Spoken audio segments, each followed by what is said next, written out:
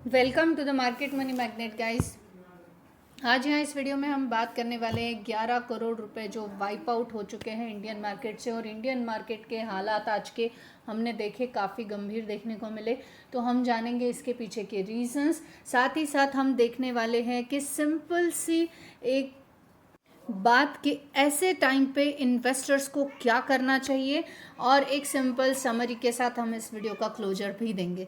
तो चलिए सबसे पहले मैं आपको बता दूं कि मार्केट की, इंडियन मार्केट की आज की पोजीशन रही क्या है। आप यहाँ पे देख सकते हैं जो निफ्टी 50 है, निफ्टी 50 में आज हमें करीबन 2.60% की गिरावट देखने को मिल रही है, यानी 600 पॉइंट्स की गिरावट आज हमें निफ्टी 50 में देखने को मिल रही है।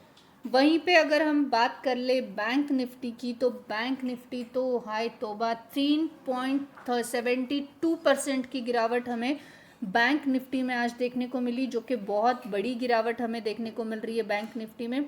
वहीं पे अगर हम बात कर ले सेंसेक्स की, तो सेंसेक्स में भी हमें करीबन 2.5% के आसपास की गिरावट देखने को मिल रही है, यानी 1838 पॉइंट्स की गिरावट हमें आज सेंसेक्स में भी देखने को मिल रही है। तो आज का जो वीडियो है इसमें हम मार्केट क्रैश जो हुआ है, 11 लाख करोड़ वाइप आउट हुए हैं, उसके बारे में तो बात करेंगे ही।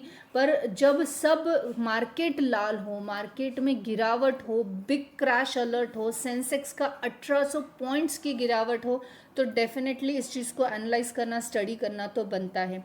आज इंडियन स्टॉक मार्केट जो है इसमें मैसिव क्रैश देखा गया है।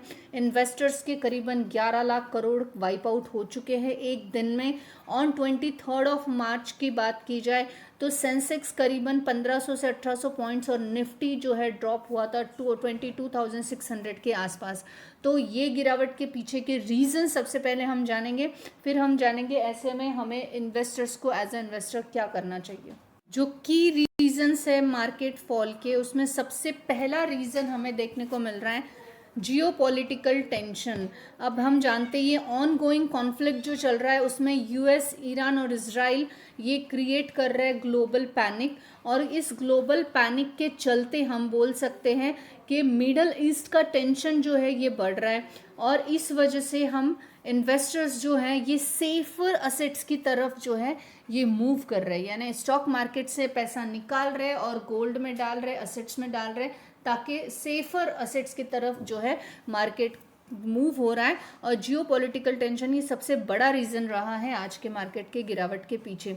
जो सेकंड रीज़न रहा है वो है क्रूड ऑयल के प्राइसेस। अब क्रूड ऑयल जो है करीबन $110 से लेके $113 डॉलर से जो है डॉलर से एक बैरल देखने को मिल रहा है, यानी निगेटिव है। इंडिया के लिए मेजर ऑयल इंपोर्ट जो है इंडिया करता है, तो ऑब्वियस है यहाँ पे इन्फ्लेशन का प्रेशर आने वाले समय में बढ़ता हुआ हमें देखने को मिलने वाला है। और ये भी एक रीज़न है कि आज हमें इंडियन मार्केट निगेटिविटी में देखने को मिला। जो third and most important reason रहा है वो है फॉरेन इन्वेस्टर्स का सेलिंग। एफआई का आउटफ्लो चल ही रहा था, लेकिन अराउंड 9.5 बिलियन डॉलर का आउटफ्लो हमें सिर्फ अकेले मार्च में अब तक के टाइम में देखने को मिल रहा है। 24 मार्च तक हेवी सेलिंग की वजह से ड्रैग डाउन मार्केट होता हुआ हमें नज़र आ रहा है, और ये भी एक रीज़न है जिसकी वजह से इंडियन स्टॉक मार्केट जो है हमें प्रेशर में देखने को मिला, निगेटिविटी में हमें देखने को मिल रहा है। जो फोर्थ रीज़न है वो है रुपीज़ का वीकनेस। अब जो इंडियन रुपीज़ है ये रिकॉर्ड लो पे हिट हो चुका है। रिकॉर्ड लो पे हिट होना यानी करीबन 93.9 यूएसडी पे हमें इंडियन रुपीज़ को देखने को मिल रहा है, यानी जो इकोनॉमिकल प्रेशर है और इन्वेस्टर्स का कॉन्फिडेंस है वो रिड्यूस होता हुआ स्टॉक मार्केट में देखने को मिल रहा है।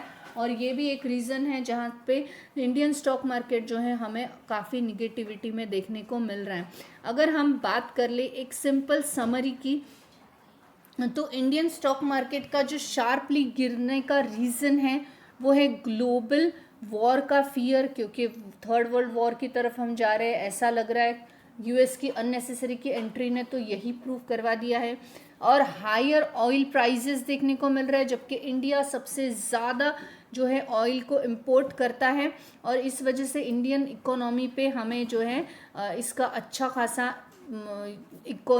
प्रेशर देखने को मिलेगा। और इस वजह से जो इंडिया का कॉन्फिडेंस है ये भी कम होता हुआ नज़र आएगा, इंडियन इन्वेस्टर्स का कॉन्फिडेंस और फॉरेन इन्वेस्टर्स जो है इनका कंटिन्यूसली सेलिंग चल रहा है। ऑब्वियस है, अगर वर्ल्ड वॉर थर्ड की तरफ वर्ल्ड जा रहा है तो वहाँ पे एफआई जो है स्टॉक मार्केट से पैसा निकाल कर सेफर इन्वेस्टमेंट की तरफ जाएंगे, सेफर एसेट्स की तरफ जाएंगे, ताकि उनका पैसा सिक्योर रहे।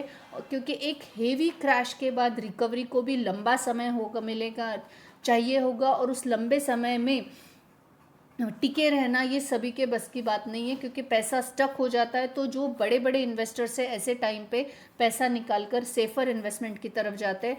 वीक जो रुपीज़ है ये वीक हो गया है और प्रेशर एडेड हो गया है शॉर्ट टर्म के लिए, और ये भी एक रीज़न है इंडियन स्टॉक मार्केट का बहुत ज़्यादा निगेटिव रहना। इस यहाँ पे आप देख सकते हैं is equal to high volatility और अनसर्टेनिटी, और यही रीजंस की वजह से मार्केट में हाई वोलेटिलिटी और अनसर्टेनिटी हमें देखने को मिल रही है। वहीं पे एक शॉर्ट में मैं आपको बताऊं कि ऐसे में इन्वेस्टर्स को क्या करना चाहिए। अगर आप लॉन्ग टर्म इन्वेस्टर्स हो, this video is only for the educational purpose. I'm not giving any advice here. Still, this is just a information which I dig down from my research, so it may be helpful for you, so take it as a educational purpose.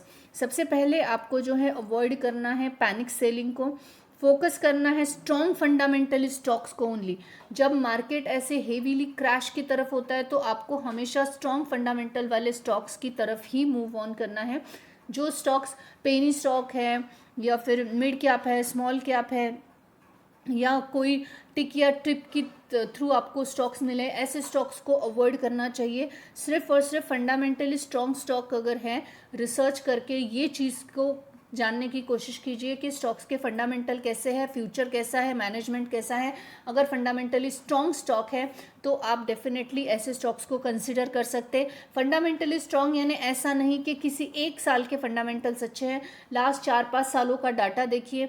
अगर बहुत डिग down research आपको आती है करना, तो पिछले crashes जैसे Covid का क्रैश हुआ या एटलीस्ट एक क्रैश, उस टाइम पे उस स्टॉक का मोमेंटम किस तरह से रहा है, इस चीज़ को एनालाइज करते हुए, वो कोविड के क्रैश के बाद उसकी रिकवरी कैसी रही है, वो चीज़ को कंसिडर करते हुए ऐसे स्टॉक्स को आप कंसिडर कर सकते हैं। किसी भी टिप या टिप पे नहीं जाना है, खुद रिसर्च कीजिए। अगर आपको लगता है कि ऐसा रिसर्च करके फंडामेंटली स्ट्रॉन्ग स्टॉक एटलीस्ट 2 या 2-4 में स्ट्रॉन्ग आपको बताऊं, तो आपको सिर्फ कमेंट सेक्शन में यस लिखना है और हम फंडामेंटली स्ट्रॉन्ग स्टॉक लेकर आएंगे, जो कि हम ये कंपैरिजन के साथ लाएंगे कि कोविड क्रैश में इसने किस तरह से परफॉर्म किया था और कोविड के बाद की इसकी रिकवरी कैसी रही है, और क्या आने वाले क्रैश के बाद इसकी रिकवरी के कोई अच्छे चांसेस है या नहीं। इस चीज़ को कंसिडर करते हुए हम एजुकेशनल वीडियो एक डेफिनेटली लाएंगे, जिसमें हम 2 स्टॉक्स को फंडामेंटली एनालाइज करेंगे।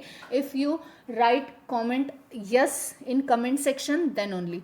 उसके अलावा एक्सपेक्टेड शॉर्ट टर्म की वोलेटिलिटी जो है ये अननेसेसरी आपको नहीं रखनी है, ना ही लॉन्ग टर्म के डैमेज के बारे में आपको सोचना है।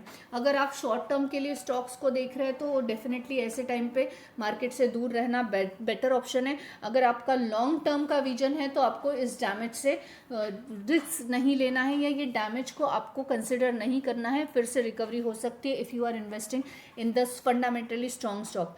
कंक्लूजन की बात करें तो याद रखिए, मार्केट जो है क्रैश क्रिएट होता है लेकिन एक अपॉर्चुनिटी क्रिएट करता है, और स्मार्ट इन्वेस्टर्स पैनिक नहीं होते बल्कि प्रिपेयर होते हैं इस अपॉर्चुनिटी का फ़ायदा उठाने के लिए।